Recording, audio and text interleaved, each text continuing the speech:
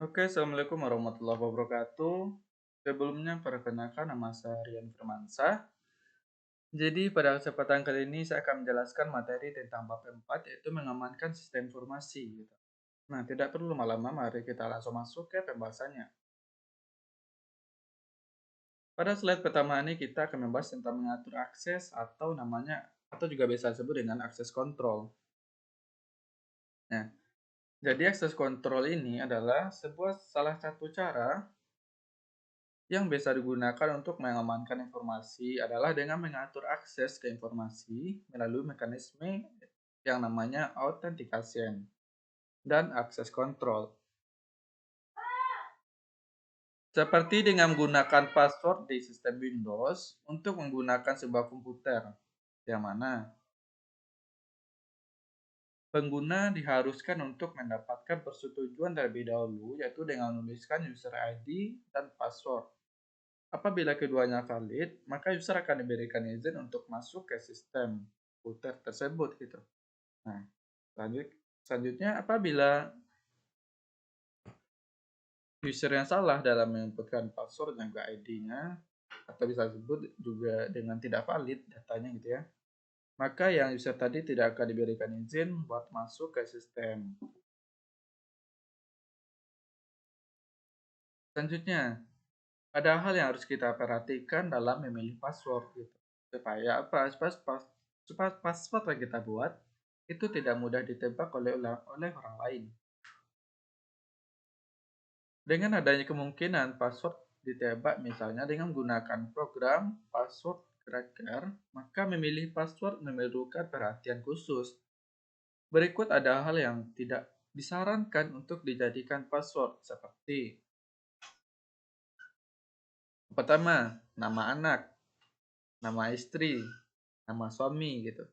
Yang kedua, tanggal lahir, nomor telepon, dan plat kendaraan. Nah, jadi yang keempat ini itu adalah sebuah kode yang sangat mudah ditebak oleh orang lain. Yang sangat mudah ditebak. Nah, kalau misalkan mudah ditebak, maka ini akan memberikan risiko kepada sistem kita untuk mudah dibobol oleh orang lain. Maka, untuk memilih password kita haruslah sangat memperhatikan kode yang sangat rahasia, yang mana kode itu kita lah yang tahu gitu, harus kita sendiri yang tahu dan sulit untuk ditebak oleh orang lain.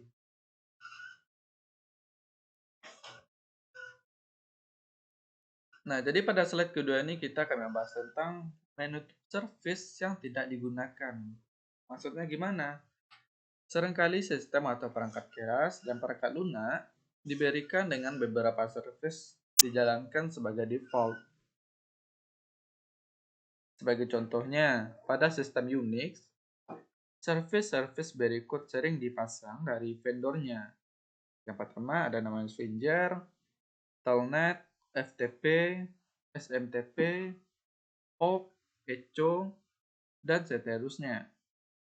Service tersebut tidak semuanya dibutuhkan gitu. Nah, jadi kita harus bisa menentukan apa saja service yang dibutuhkan dan apa saja service yang tidak dibutuhkan.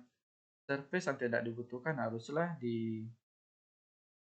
dinonaktifkan atau dimatikan lah gitu. Yang kedua, sudah banyak terjadi kasus yang menunjukkan absus dari service tersebut atau adanya lubang keamanan dari service tersebut. Akan tetapi, admin tidak menyadari bahwa service tersebut dijalankan di komputernya. Diaman service yang dijalankan saat sistem dijalankan. Yang ketiga, untuk mengamankan sistem, kita juga bisa memasang proteksi atau firewall. Nah, untuk menambah keamanan sistem informasi, proteksi dapat ditambahkan. Dapat berupa filter secara umum, dan yang lebih efektif adalah firewall. Filter dapat digunakan untuk menfilter email, informasi akses, atau bahkan dalam paket. Sebagai contoh, di sistem Unix ada paket program yang namanya Top Wrapper gitu, yang dapat digunakan untuk membatasi akses kepada service atau aplikasi tertentu. Selanjutnya, Firewall. Apakah itu firewall? Firewall adalah merupakan sebuah perangkat yang diletakkan di antara internet dengan jaringan internet. Informasi yang masuk atau keluar harus melalui firewall ini terlebih dahulu. Tujuan utama dari firewall yaitu untuk menjaga prevent agar akses ke dalam maupun keluar dari orang yang tidak bertanggung jawab atau orang yang tidak berwenang tidak dapat dilakukan gitu. Atau ibaratnya kita membatasi gitu, kita menyaring kalau misalkan ada yang mencurigakan, itu akan tidak diberikan izin gitu buat masuk. Nah, konfigurasi dari firewall ini tergantung kepada kebijakan polisi dari organisasi yang bersangkutan yang dapat dibagi menjadi dua jenis, yaitu yang pertama, apa-apa yang tidak diperbolehkan. Secara eksplisit atau terus terang dianggap tidak diperbolehkan atau prohibited. Apa-apa yang tidak dilarang secara eksplisit dianggap diperbolehkan atau permitted. Filware bekerja dengan mengamati paket IP atau Internet Protocol yang melewatinya. Berdasarkan konfigurasi dari firewall, maka akses dapat diatur berdasarkan IP address, port, dan area informasi. Detail dari konfigurasi bergantung kepada masing-masing firewall. Nah, jadi setiap firewall itu berbeda-beda bergantung kepada sistem yang digunakan. Yang keempat, pemantauan adanya serangan. Sistem pemantau atau juga biasa disebut dengan monitoring system digunakan untuk mengetahui adanya tamu yang tidak diundang atau intruder atau adanya serangan attacks. Nama lain dari sistem ini adalah Intruder Detection System, atau juga biasa disingkat dengan IDS. Sistem ini dapat membantu memberitahu admin melalui email maupun melalui mekanisme lain seperti SMS. Ada berbagai cara untuk memantau adanya intruder, ada yang sifatnya aktif dan pasif. IDS, cara yang pasif misalnya dengan memonitoring log file. Contoh software dari IDS antara lain, yaitu yang pertama Autobus, yaitu fungsi untuk mendeteksi probing dengan monitoring log file. Kedua, Fortnite dan Port Sentry, fungsinya untuk mendeteksi probing atau port scanning dengan memonitoring paket yang lalu lalang. Yang ketiga, Dashnote, mendeteksi pola atau pattern pada paket yang lewat dan mengirimkan alert jika pola tersebut terdeteksi. Pola-pola atau rules disimpan dalam berkas yang disebut dengan library yang dapat dikonfigurasi sesuai dengan kebutuhan. Selanjutnya, pemantauan integritas sistem. Pemantauan integritas sistem ini dijalankan secara berkala untuk menguji integritas sistem. Salah satu contoh program yang umum digunakan di sistem Unix adalah program Tripwire. Program paket Tripwire dapat digunakan untuk memantau adanya perubahan pada berkas. Jadi ini integritas sistem ini maksudnya memantau keaslian dari sistemnya gitu. Kalau misalkan ada yang berubah, maka itu akan diberitahu ke adminnya. Kalau misalkan yang di dalamnya ada berubah.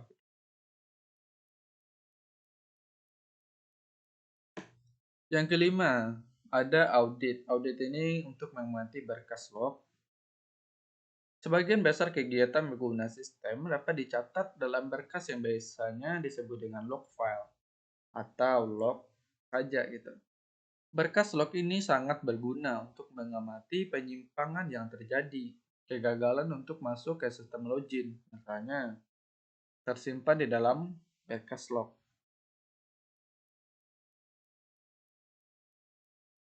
Letak dari isi berkas log ini tergantung kepada operating system yang digunakan.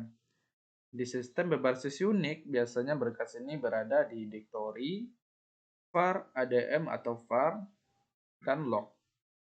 Untuk itu, adanya tools yang dapat membantu administrator untuk memproses dan menganalisa berkas log merupakan suatu yang sangat penting.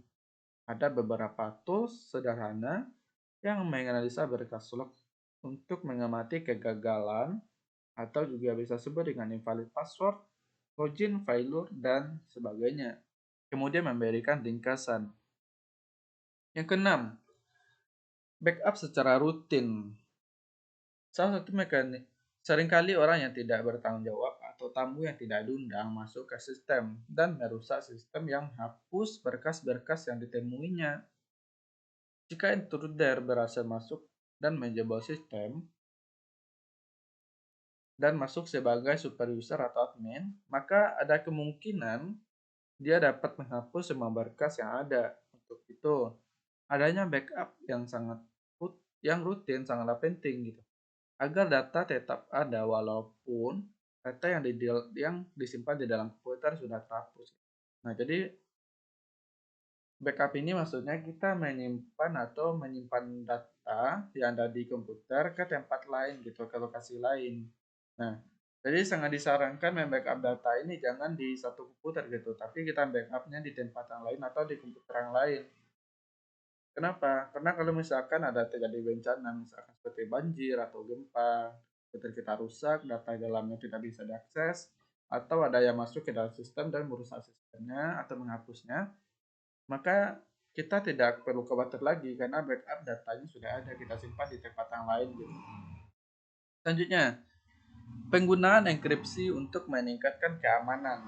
Salah satu mekanisme untuk meningkatkan keamanan adalah dengan menggunakan teknologi enkripsi data yang ada dikirimkan akan diubah sedemikian rupa sehingga tidak mudah untuk disadap. Banyak service di internet yang masih menggunakan yang namanya plain text untuk authentication, seperti penggunaan pasangan user ID dan password. Nah, berikut contoh service yang menggunakan plain text. Yang pertama, ada akses jarak jauh menggunakan Telnet dan AirLogin. Yang kedua, transfer file dengan menggunakan FTP. Yang ketiga, akses email melalui POP3 dan IMAP 4. Yang keempat, pengiriman email melalui SMTP. Yang kelima, akses web melalui HTTP. Oke, hanya sekian yang dapat yang saya jelaskan. Kalau misalkan ada yang salah, saya minta maaf. Saya akhiri dengan wabillahi taufiq wal hidayah. Assalamualaikum warahmatullahi wabarakatuh.